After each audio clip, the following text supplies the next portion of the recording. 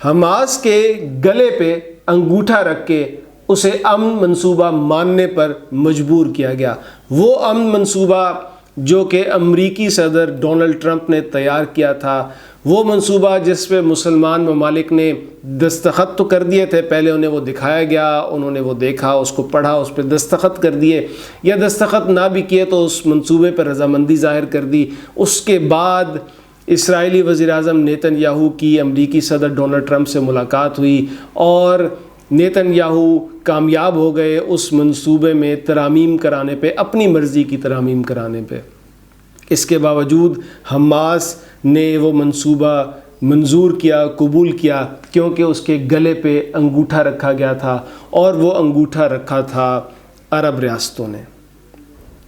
یہ کہہ رہی ہے امریکی اخبار وال اسٹریٹ جرنل کی خبر ہے جی. یہ خبر میں آپ کو بتاتا ہوں کس روز شائع ہوئی تھی. خبر شائع ہوئی تھی 12 اکتوبر 2025 کو، اور اس خبر کی سرخی ہے squeeze play forced Hamas to accept deal. Squeeze play مطلب دباؤ کی وجہ سے حماس وہ ڈیل ماننے پر مجبور ہوئی. اور اس کی ذیلی سرخی ہے militants relented amid arm twisting from hosts abroad, کہ جو اس کے حماس کے میزبان ممالک ہیں، فلسطین کے باہر جو حماس کے میزبان ممالک ہیں، انہوں نے حماس کے بازو مروڑے، جس کی وجہ سے حماس نرم پڑ گئی. اچھا، اب خبر کی تفصیلات یہ ہیں کہ جب یہ منصوبہ پہلی بار حماس کے جو لیڈر ہیں جو کہ ان مذاکرات میں آگے تھے، ان کا نام ہے خلیل الحیا، اور یہ وہی خلیل الحیا ہیں جو قطر میں مقیم تھے اور اسرائیل نے قطر میں انہیں نشانہ بنانے کے لیے حملہ کیا تھا. تو خلیل الحیا کو جب یہ ڈونلڈ ٹرمپ کا پیس پلان انہیں پریزنٹ کیا گیا، اور اس میں یہ مطالبہ کیا گیا تھا کہ جو ان کا گروپ ہے وہ ڈسارم ہو جائے. یہ جو ورڈ ہے نا ڈسارم، یہ بھی ایک بڑا سیاسی قسم کا، سیاسی پولیٹیکلی نیوٹرل ورڈ یہ استعمال کیا گیا، کیونکہ ایک ہوتا ہے سرنڈر، ہتھیار ڈال دینا. تو انہوں نے کہا کہ سرنڈر سے یہ تاثر ملتا ہے کہ حماس کی شکست ہو گئی، تو سرنڈر کا ورڈ تبدیل کیا گیا تھا اور وہاں لکھا گیا تھا کہ حماس ڈس آرم ہو جائے گی، یعنی اپنی مرضی سے وہ ہتھیاروں سے دستبردار ہو جائے گی. تو جب یہ منصوبہ پیش کیا گیا جس میں حماس کے ہتھیاروں سے دستبردار ہونے کی شرائط تھیں، اور ایسی کوئی شرط اس میں یہ شامل نہیں تھی کہ اسرائیل جو ہے وہ یہ جنگ ختم کرے گا. حماس کے لیے تو شرائط تھیں، لیکن اسرائیل کے اوپر کوئی شرط نہیں تھی کہ وہ جنگ ختم کرے گا. تو جب یہ منصوبہ خلیل الحیا کے سامنے آیا تو his immediate reaction was no. انہوں نے کہا نہیں، یہ نہیں ہو سکتا. اور یہ جو پلان تھا، اخبار لکھتا ہے it was heavily amended by Israel, کہ اسرائیل کی جانب سے اس میں بہت زیادہ رد و بدل کیا گیا تھا. انیشل پلان جس پہ حماس ایگری کی تھی اور پھر جو اس کے پاس دستخط کرنے کے لیے آیا، اس منصوبے میں اسرائیل کی جانب سے بہت زیادہ رد و بدل کیا گیا. It was heavily amended by Israel. اور جو حماس کو یہ پریزنٹ کیا قطر کے وزیر اعظم نے اور ایجپٹ کے اسپائی چیف نے، ایجپٹ کی انٹیلیجنس ایجنسی کے سربراہ نے.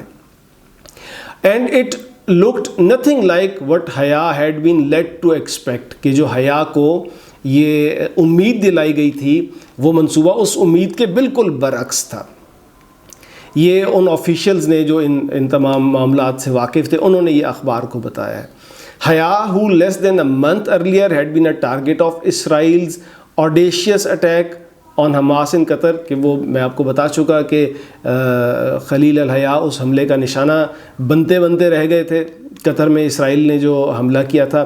told his visitors the group would keep its Israeli hostages. انہوں نے کہا کہ بھئی ہم ان اسرائیلی ہاسٹیجز کو، اسرائیلی یرغمالیوں کو اپنے پاس رکھیں گے، کیونکہ یہ ان کی بارگین چپ ہے. انہی کی بنیاد پہ تو اس حماس کے پاس کچھ نہ کچھ لیوریج ہے، کچھ نہ کچھ برتری ہے. تو اس نے کہا کہ it would keep its Israeli hostages until it has enforceable guarantees the 2-year-long war would end. اور اس وقت تک ہم یہ رکھیں گے جب تک ہمیں اس بات کی تو گارنٹی دے دیجئے کہ یہ جنگ ختم ہو جائے گی.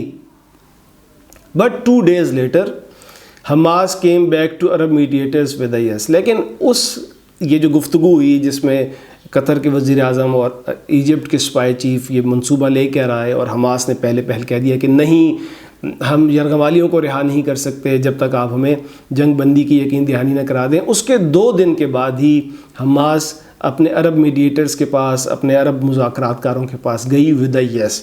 اس نے مان لیا وہ deal. The deal had not changed. اخبار لکھتا ہے کہ وہ ڈیل نہیں بدلی تھی. The pressure on Hamas had, بلکہ حماس پہ جو دباؤ تھا وہ بدل گیا تھا، وہ بڑھ گیا تھا. اب اس دباؤ کی کیا تفصیلات ہیں؟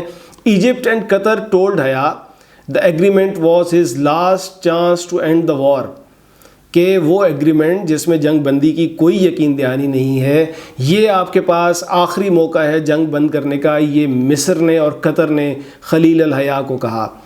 اکارڈنگ ٹو دی آفیشیلز، یہ آفیشیلز وال اسٹریٹ جرنل کو بتا رہے ہیں، وال اسٹریٹ جرنل رپورٹ کر رہا ہے. They pressed Hamas to understand that holding the hostages was becoming a strategic liability.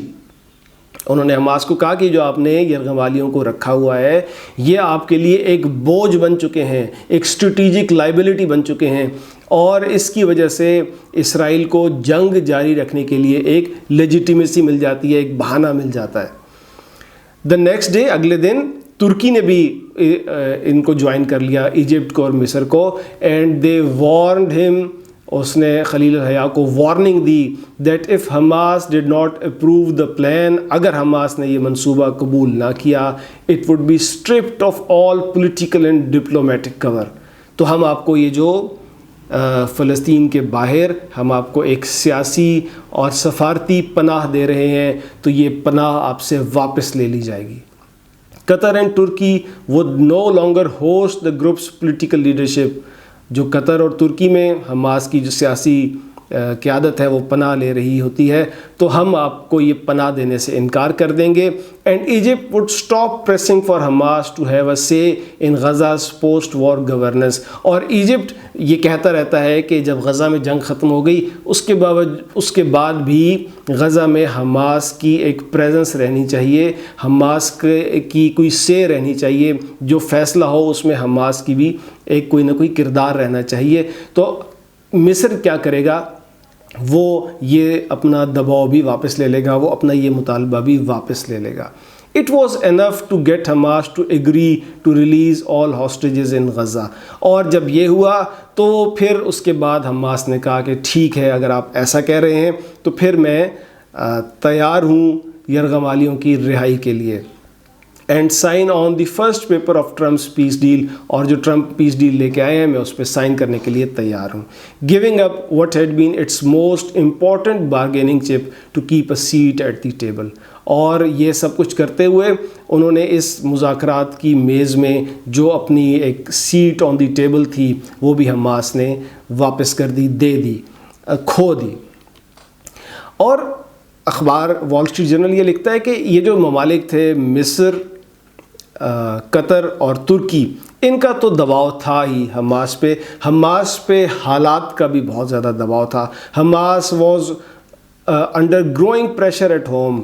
فلسطین میں حماس پہ بہت زیادہ دباؤ تھا because it was short on funds, اس کے پاس فنڈز کم تھے. Barely able to keep up a guerrilla war against Israeli forces. اور اسرائیلی فورسز کے خلاف اب یہ گوریلا جنگ جاری رکھنا اس کے لیے مشکل ہوتا جا رہا تھا. اور اس کے ساتھ ساتھ جو فلسطینی عوام تھے وہ بھی غصے میں تھے، وہ بھی اس جنگ کی وجہ سے بہت زیادہ سفر کر رہے تھے، بہت زیادہ پریشانیوں کا شکار تھے، اور اس کی وجہ سے وہ بھی یہ چاہتے تھے کہ یہ جنگ ختم ہو جائے. In August the group dropped its demand that Israel withdraw completely from the corridor.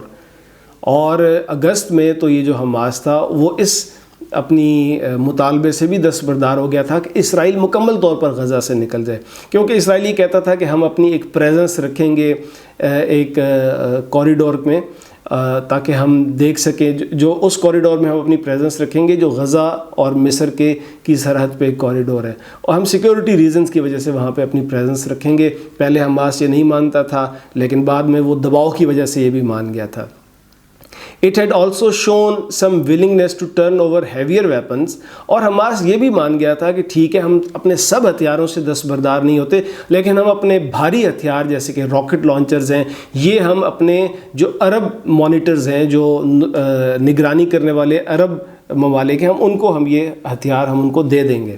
And for some of its leaders to leave Gaza, اور اس کے کچھ لیڈر یہ بھی رضامند ہو گئے تھے، حماس کے کچھ لیڈر غزہ سے چلے جائیں گے. In reality though, Haya and Hamas were running out of time as regional powers closed ranks. لیکن حماس کے پاس وقت ختم ہو رہا تھا کیونکہ وہ جو علاقائی قوتیں تھیں وہ سب آپس میں یکجا ہو رہی تھیں.